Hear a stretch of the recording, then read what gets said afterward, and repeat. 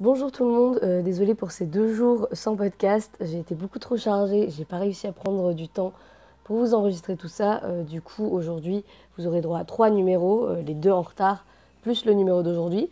Mercredi j'étais censée vous parler culture, un point culture loin des moins populaires, je voulais vous parler des dramas.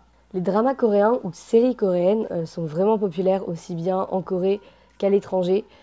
Désolée, il y a les pompiers quelque part, j'espère que vous les entendez pas trop. Très populaire, on accroche ou on n'accroche pas. Les dramas, c'est la passion de beaucoup, mais vraiment, au même titre que la K-pop par exemple, c'est les deux éléments leaders de la Hallyu, donc difficile de passer à côté. Vous avez un nombre de dramas énorme, un nombre énorme de choix aussi de genres. Il y a beaucoup de romances, beaucoup de dramas historiques, surtout ceux qui datent de l'ère Joseon. Parfois c'est pas mal pour apprendre quelques trucs en histoire. Beaucoup de dramas lycéens aussi, beaucoup de triangles amoureux, c'est souvent les thèmes qui reviennent. Mais il y a aussi des dramas qui sortent du lot et qui sont complètement différents des autres et auxquels on peut très bien accrocher même si on n'aime pas spécialement ça à la base. Je me suis promise de citer aucun drama dans cette vidéo pour pas influencer vos choix si vous n'en avez jamais vu et que vous voulez vous y mettre. Je veux que ce soit vous qui choisissiez ce que vous voulez voir. D'ailleurs, pour regarder, il y a des sites qui reviennent très souvent. Viki notamment, c'est très connu et très pratique car les dramas sortent en même temps sur Viki que sur que la diffusion coréenne. Je vous mettrai le lien en barre d'infos. Dans le même genre, il y a Drama Passion. C'est des sites en fait sur lesquels vous pouvez voir des dramas et il y a des pubs. Et si vous voulez enlever les pubs en fait et voir aussi certains dramas, vous pouvez payer un pass. Donc ça dépend de votre consommation de dramas, on va dire. Vous voyez si ça vaut le coup ou pas. Sinon, il y a des teams de fansub, des gens qui vont traduire des dramas et qui vont ensuite les mettre sur leur site à eux, créé par leurs soins.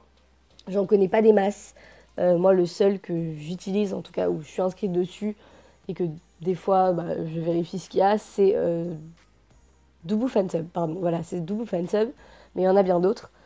Enfin, si vous voulez un un drama en particulier, je vous conseille juste de regarder sur internet et en général, vous trouvez ce que vous voulez. Qu'est-ce que je peux vous dire sur les dramas? Déjà, c'est un très bon moyen d'apprendre de petits mots en coréen ou quoi, par-ci par-là.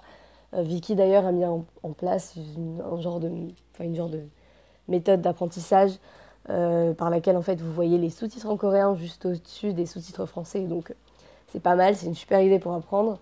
Vous pouvez aussi en apprendre pas mal sur la culture. Vous voyez un peu le pays, les paysages, comment ça se passe dans la vie de tous les jours. Faut pas tout suivre à la lettre, tout n'est pas forcément vrai, mais c'est pas mal du tout. Le jeu d'acteur, oui, par exemple, il ne faut pas bloquer sur le jeu d'acteur, il est assez différent du jeu d'acteur que nous, on a l'habitude de voir en France. C'est un jeu asiatique, c'est l'acting coréen. Bloquez pas dessus, c'est pas moins bien, c'est pas mieux, c'est juste différent. Inconvénient qu'on a tendance à trouver au drama, c'est la longueur. Pas toujours, hein, mais moi je le vois plus, j'avoue, c'est vrai que maintenant je le regarde assez facilement. Mais au début, quand j'ai commencé les dramas, je trouvais ça très long. Et les histoires avançaient vraiment très doucement pour moi, beaucoup trop doucement.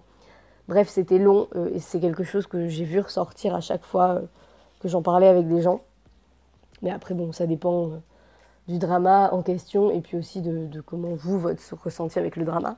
Niveau culture, il faut vraiment savoir que les dramas sont très très très ancrés dans la culture coréenne. C'est un truc de dingue. En fait, ce qui est intéressant, c'est que par exemple, en Amérique, enfin, je prends l'exemple de l'Amérique parce que séries françaises, ça parle à moins de monde. Les séries, ça s'arrête et ça reprend sur plusieurs saisons, c'est pas en continu. C'est juste un laps de temps particulier, sur quelques mois par exemple. Alors certes, on a ce concept du tous les mardis, c'est Game of Thrones, mais c'est pas sur toute l'année. Alors qu'en Corée, c'est un nombre d'épisodes particulier, par exemple 15, 20 épisodes sur un laps de temps particulier. Et une fois que le drama se termine, un autre drama redémarre qui n'a rien à voir. Et en fait, ça reste sur le même créneau horaire. Alors, c'est le concept de tel jour, il y a tel drama, mais c'est plus poussé, on va dire. C'est vraiment tel jour, tel drama sur toute l'année. Ça dépend des gens, bien sûr. Il y en a qui en regardent pas du tout. D'autres qui en regardent, qui suivent de temps en temps un drama, par exemple, celui-là est très bien, donc ils vont suivre celui-là, etc., etc. Et il y en a d'autres qui suivent toute l'année tous les dramas. Il y en a qui ont d'ailleurs un pour chaque jour. Je sais qu'en général, il y a plusieurs dramas à la fois qui passent sur plusieurs chaînes. Normalement, pas au même créneau horaire, mais je sais que j'avais des amis qui, tous les jours, avaient un épisode de drama à regarder et qui suivaient comme ça. C'est vraiment pas mal. C'est dans la culture. C'est vraiment, je sais pas, c'est comme nous, on se retrouverait devant...